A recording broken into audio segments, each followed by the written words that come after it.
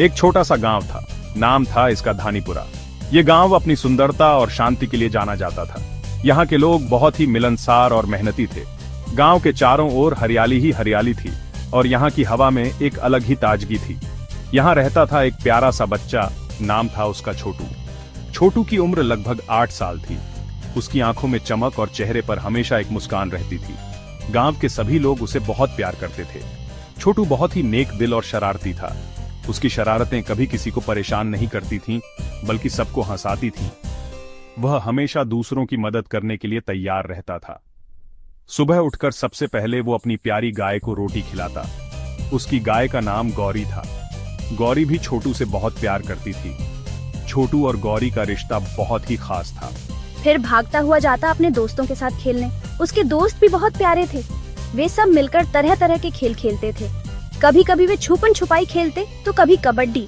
धूल में लौटना, पेड़ों पर चढ़ना, नदी में नहाना, यही सब था उसका रोज का काम। ये सब खेल उसे बहुत पसंद थे।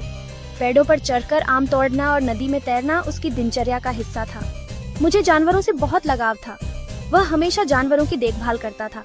गांव के सभी जानवर उसे पहचानते थे और उससे प्यार करते थे। वो अक्सर अपने पिताजी के साथ खेतों में जाता और वहां बैलों से बातें करता, पक्षियों को दाना खिलाता। खेतों में काम करना उसे बहुत अच्छा लगता था। वह अपने पिताजी की मदद भी करता था। पेड़ पौधों से भी वो खूब प्यार करता था। वह रोज सुबह उठकर पौधों को पानी देता था। उसे पेड़ों के साथ समय बिताना बहुत अच्छा लगता था। वह पेड़ों से बातें भी करता था। धानीपुरा गांव बहुत ही हरा भरा था। यहाँ की हरियाली और ताजगी मन को बहुत भाती थी। गांव के लोग अपने खेतों और बागों की बहुत देखभाल करते थे। चारों तरफ खेत थे, पेड़ थे। खेतों में तरह तरह की फसलें उगाई जाती थीं। पेड़ों पर फल और फूल खिले रहते थे। गांव की सुंदरता देखते ही बनती थी। और एक छोटी सी नदी भी बहती थी। इस नदी का पानी बहुत साफ और ठंडा था। गांव के बच्चे अक्सर इस नदी में नहाने और खेलने आते थे। नदी के किनारे बैठकर लोग अपनी थकान मिटाते थे। एक दिन छोटू जंगल की तरफ निकल गया। वो एक सुंदर तितली का पीछा कर रहा था। तितली उड़ती रही और छोटू भागता रहा। अचानक मेरा पैर एक पत्थर से टकराया और मैं गिर गया। जब मैंने उठकर देखा तो मैं एक अनजान जगह पर था। उसे समझ नहीं आ रहा था कि वो कहाँ है। तभी उसकी नजर एक अजीब सी रोशनी पर पड़ी। रोशनी के पास जाकर देखा तो वहाँ एक बहुत ही सुंदर महिला बैठी थी। महिला के पास एक गाय और एक बकरी भी बैठी थी। ये गाय और बकरी बहुत ही प्यारी और शांत स्वभाव की थीं। महिला उन्हें बड़ी प्यार से सहला रही थी, जैसे वो उनके परिवार का हिस्सा हों। गाय का रंग सफेद था और उसकी आंखों में एक अद्भुत चमक थी। बकरी थोड़ी छोटी थी, लेकिन उसकी आंखों में भी वही मासूमियत थी। छोटू को देखकर महिला मुस्कुराई। छोटू थोड़ा डर गया। उसने सोचा कि ये महिला कौन हो सकती है और यहाँ जंगल में क्या कर रही है। छोटू ने कभी किसी को इस तरह के कपड़े में नहीं देखा था। महिला की मुस्कान में एक अजीब सी शांति थी, जो छोटू को थोड़ा और डराने लगी। उसने कभी इतनी सुंदर महिला नहीं देखी थी। महिला की सुंदरता ने छोटू को मंत्रमुग्ध कर दिया। उसके बाल लंबे और चमकदार थे और उसकी आंखें जैसे किसी गहरे सागर की तरह थीं। छोटू को समझ नहीं आ रहा था कि वो क्या कहे या क्या करे। वो बस खड़ड़ा होकर महिला को देखता रहा। उसके कपड़े डिढे चमक रहे थे और उसके गहने तो जैसे सूरज की तरह चमक रहे थे। महिला के कपड़े डिढे और गहने इतने चमकदार थे कि छोटू की आंखें चौंधिया गईं। उसने सोचा कि ये कोई साधारण महिला नहीं हो सकती। उसके गहनों में जैसे कोई जादू था जो छोटू को अपनी ओर खींच रहा था। मुझे समझ आ गया कि ये कोई आम औरत नहीं है। छोटू ने सोचा कि ये महिला जरूर कोई देवी होगी। उसने अपने दादा दादी से सुना था कि जंगल में देवी देवता रहते हैं। छोटू को यकीन हो गया कि ये महिला भी उन्हीं में से एक है।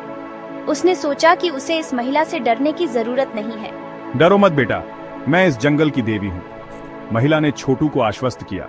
उसकी आवाज में एक अजीब सी मिठास थी जो छोटू के दिल को छू गई।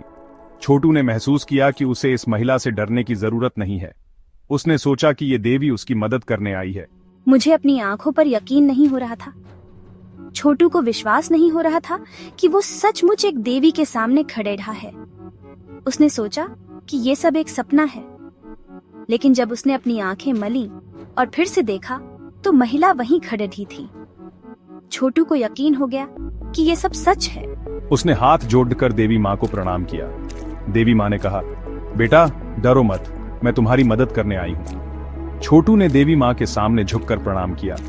उसकी आंखों में आंसू थे, लेकिन वो आंसू खुशी के थे। उसने महसूस किया कि उसे अब किसी भी चीज से डरने की जरूरत नहीं है। बेटा, ये गाय और बकरी मेरी है। देवी माँ ने छोटू को बताया कि ये गाय और बकरी उनकी है और वो उनकी देखभाल करती है। छोटू ने सोचा कि ये कितना अद्भुत है कि एक देवी खुद जानवरों की देखभाल करती है। उसने सोचा कि उसे भी इन जानवरों की मदद करनी चाहिए। ये दोनों बहुत परेशान हैं क्योंकि एक दुष्ट जादूगर ने इनकी आवाज छीन ली है। मुझे गाय और बकरी पर बहुत तरस आया। मैं सोचने लगा कि बेचारे जानवर अब अपनी बात कैसे कहेंगे। तभी वहां एक किसान आता दिखाई दिया। किसान बहुत ही दुखी लग रहा था। देवी माँ ने छोटू से कहा, जाओ बेटा, इस किसान से पूछो कि उसे क्या हुआ है। दौड़-दौड़ किसान के पास गया।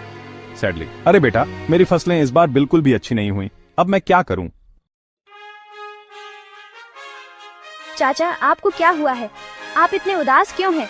क्या कुछ गड़बड़ हो गई है? आप इतने उदास क्यों हैं? क्या आपकी फसल खराब हो गई है या कुछ और परेशानी है? बेटा, मेरी गाय और बकरी कल से गायब हैं। मैं उन्हें ढूंढते ढूंढते थक गया हूँ। वे मेरे लिए बहुत महत्वपूर्ण हैं और उनके बिना मेरा काम नहीं चल सकता। मैं उन्हें ढूंढते ढूंढते थक गया हूँ। मैंने पूरे गांव में खोजा, लेकिन कहीं भी उनका पता नहीं चला। मुझे नहीं पता कि अब क्या करूं। छोटू समझ गया कि ये वही गाय और बकरी हैं जिनकी बात देवी माँ कर रही थी। उसने सोचा कि शायद देवी माँ ही इस समस्या का समाधान कर सकती है। वो किसान को लेकर देवी माँ के पास पहुंचा। उसने देवी माँ से प्रार्थना की और अपनी समस्या बताई। देवी माँ ने अपनी छड्डी से जादू किया। उन्होंने अपनी शक्तियों का उपयोग करके गाय और बकरी को वापस लाने का प्रयास किया और गाय और बकरी बोलने लगी। वे कहने लगीं कि वे किसान चाचा से बहुत प्यार करती हैं और हमेशा उनके साथ रहना चाहती हैं। हम किसान चाचा से बहुत प्यार करते हैं। वे हमारे लिए बहुत अच्छे हैं और हमें हमेशा प्यार और देखभाल देते हैं। हाँ, हम हमेशा उनके साथ रहना चाहते हैं। वे हमारे लिए परिवार की तरह हैं और हम उनके बिना नहीं रह सकते। देवी माँ की कृपा से सब कुछ ठीक हो गया। उन्होंने किसान चाचा को आशीर्वाद दिया और कहा कि अब सब कुछ ठीक हो जाएगा, और किसान चाचा खुश हो गए। उन्होंने देवी माँ का धन्यवाद किया और कहा कि वे हमेशा उनकी कृपा के लिए आभारी रहेंगे। गांव में सभी लोग बहुत खुश थे।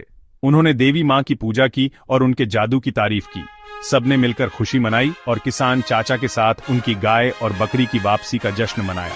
छोटू भी बहुत खुश था। उसने सोचा कि उसने सही काम किया और देवी माँ की मदद से सब कुछ ठीक हो गया। उसने सीखा कि सच्चे दिल से की गई प्रार्थना हमेशा सुनी जाती है। देवी माँ भी मुस्कुरा रही थी। उन्होंने देखा कि उनके जादू ने गांव में खुशियां ला दी हैं और सब कुछ ठीक कर दिया है। उन्होंने छोटू को आशीर्वाद दिया और कहा कि वह हमेशा उसकी मदद करेंगी। किसान चाचा ने अपनी गाय और बकरी के साथ खुशी खुशी काम करना शुरू कर दिया। उन्होंने सोचा कि अब सब कुछ ठीक हो गया है और वे अपने काम में फिर से जुट गए। गांव में शांति और खुशहाली लौट आई।